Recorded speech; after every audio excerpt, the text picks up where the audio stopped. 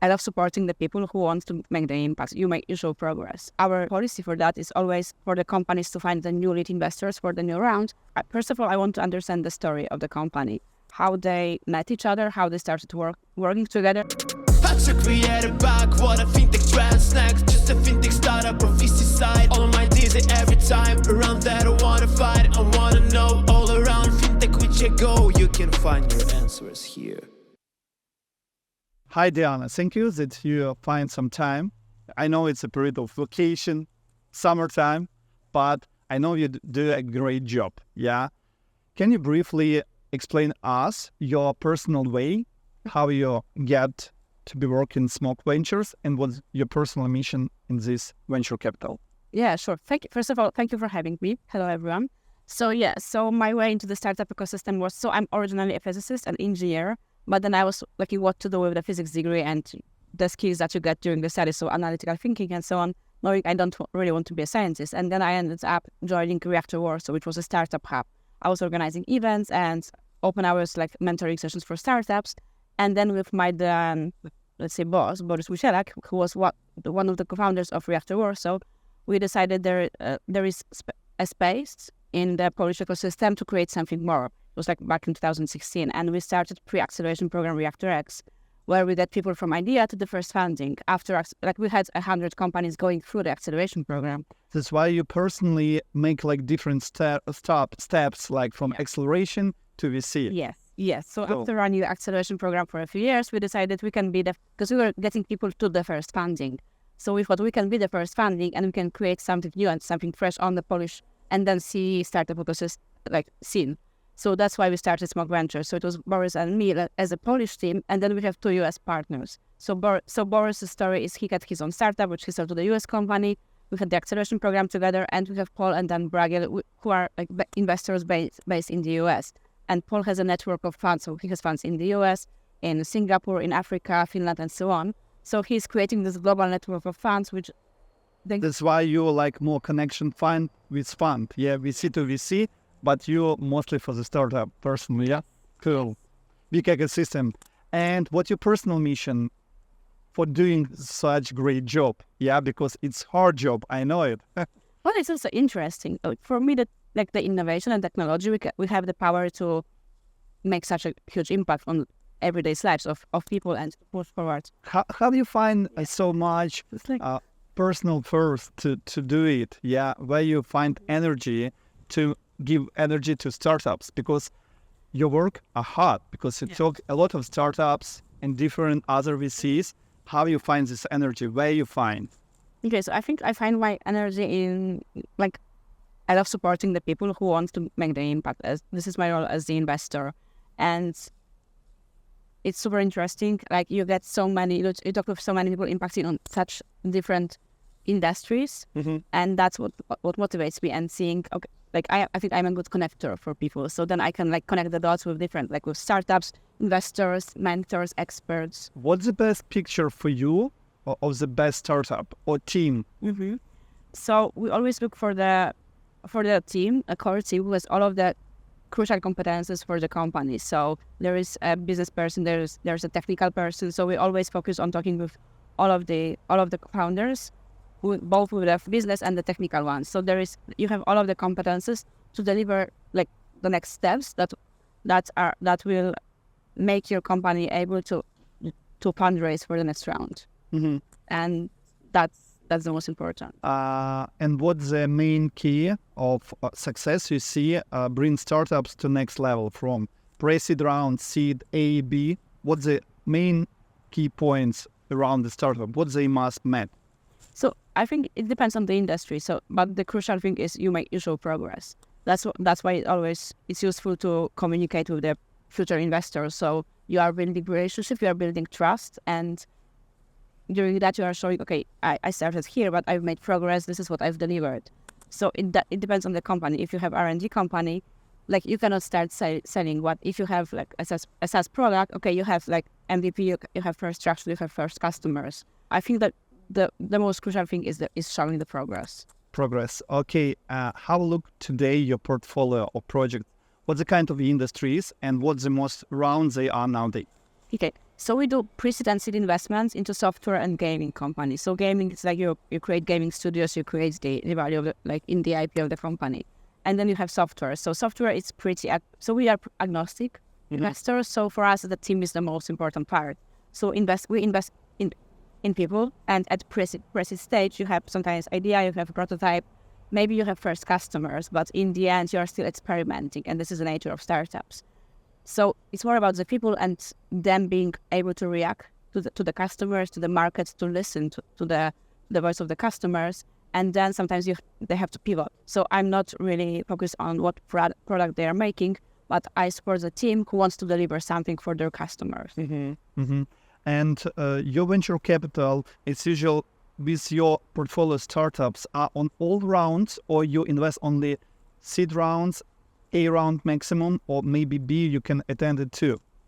So we do pre-seed and seed first as the initial investments, and around 40% of the fund is focused on doing the initial investments into our companies. And then as our portfolio companies are fundraising, we are doing the follow-on investments. But I would say it's up to the Series A, and our policy for that is always for the companies to find the new lead investors for the new round, and then we support them as joining the round. Okay, cool. And what portfolio structure you have nowadays? How much Ukrainian startups or founders you have in your portfolio?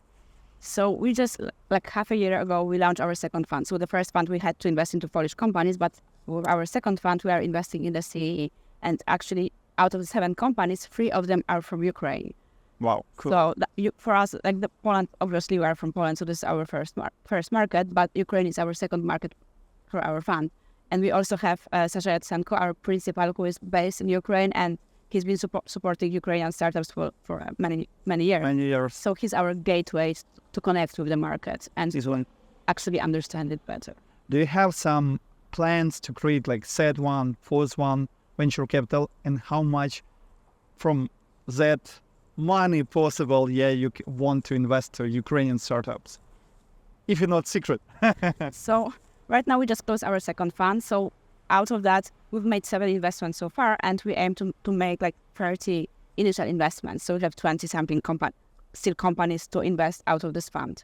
And then after a few years, so we every few years we start a new fund. So in let's say 3-4 years, we'll start a new fund. And right now, the current the phase, we are investing 10 companies per year. Cool. We have space for a few more Ukrainian companies. Yeah. Okay. What's the main key point for you when you speak with startup? Yeah. How do you choose them? Yeah. What's the main key points to choose the startup to be invested by your venture capital? So I talk with the founders, and first of all, I want to understand the story of the company, how they met each other, how they started working together, as I think team dynamics and how you cooperate. This is it can last longer than marriage. So you have to be able, to work together. And so that's important. Then from understanding the story, I also understand how they found a niche, how they found the problem they are solving, how they knew there is a need in the customers and that they are willing to pay for the product. So that's one of the key points I want to understand. And then we talk about the product, the market, is it a growing market? Is it how fast is it growing? And how they're reaching the customers, go-to-market strategy, and building up from that. Okay, when the startups came to you, the portfolio of existing startups, you mentioned that you have 3 investment in Ukrainian. Do you have some vision? There is definition between Ukrainian founders, his picture of person, and other founder from Polish, other part of the world. Do you have some definition between such people? I think we are all very similar in terms of our culture and how we communicate. So I spent recently 9 months traveling across the CEE. So I lived not just live in Poland, but I lived in Croatia, Hungary, Czech Republic, Romania, and so on. And my point was to get to know local ecosystems, to understand the culture, the geopolitical situation, and how it impacts what companies and what startups are being built everywhere. And I think one of my conclusions is that we are very similar culture-wise. I think it's more about comparing how we communicate and our culture to the US and to Western investors. because like when we talk to each other and in our region, I think like we can communicate quite well, even like how you sell yourself to me and how I sell myself to you. Mm-hmm. Very But important. Mm-hmm. also we have limited capacity of how much capital, how much cash we have in the region. So we have pre-seed investors, sometimes Series A, but in the end you have to go out and you have to talk with the later stage investors from the US or like UK and so on. So I think it's more about thinking how do we communicate also outside of the region, how do we build like excitement and momentum for our cultures there, and how do we bring those investors here. Mm-hmm. What's your personal recommendation for the startups from Ukraine? What they must look for when they start to build a startup? What the mistakes they must do or not to do to build something interesting, which can be in your vision?